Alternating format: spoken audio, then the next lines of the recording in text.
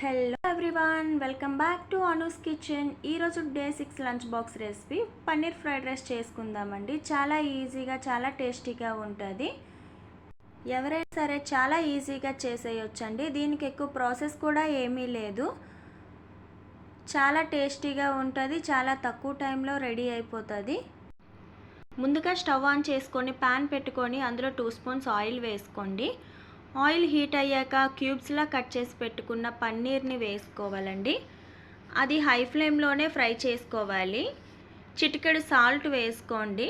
ఒక 2 spoons tomato sauce వేసుకోండి. Tomato ketchup వేసుకోండి. వేసి హై ఫ్లేమ్లోనే దాన్ని కదుపుతూ ఫ్రై చేసుకోవాలండి. అలా అని ఎక్కువగా ఫ్రై చేసుకోకూడదు. కొంచెం కలర్ చేంజ్ అయ్యాక తీసేయాలండి. ఓ ప్లేట్లో తీసి పక్కన పెట్టుకోండి.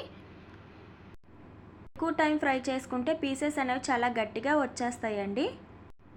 ఇప్పుడు అదే పాన్లో 2 స్పూన్స్ ఆయిల్ వేసుకొని సన్నగా తరిగి పెట్టుకున్న క్యారెట్ తురుము, సన్నగా తరిగి పెట్టుకున్న బీన్స్ తురుము వేసి ఫ్రై చేసుకోవాలండి. హై ఫ్లేమ్లోనే 5 మినిట్స్ పాటు ఫ్రై చేసుకోవాలి. ఇప్పుడు అందులో ముందుగా ఉడికించి పెట్టుకున్న రైస్ని వేసి కలుపుకోవాలండి. హై ఫ్లేమ్లో పెట్టి కదుపుకోవాలండి. ఇప్పుడు అందులో రుచికి సరిపడా salt, 1 spoon black pepper powder, 1/2 spoon soya sauce, ముందుగా ఫ్రై చేసి పెట్టుకున్న పన్నీర్ పీసులను వేసేసి బాగా కలుపుకోవాలండి. ఎక్కడ కూడా కారం అనేది, చిల్లీ పౌడర్ అనేది యూస్ చేయకూడదు. మీకు కావాలి అంటే బ్లాక్ పెప్పర్ పౌడరే ఇంకో స్పూన్ ఎక్స్ట్రా వేసుకోండి మీ స్పైసీనెస్కి తగ్గట్టుగా.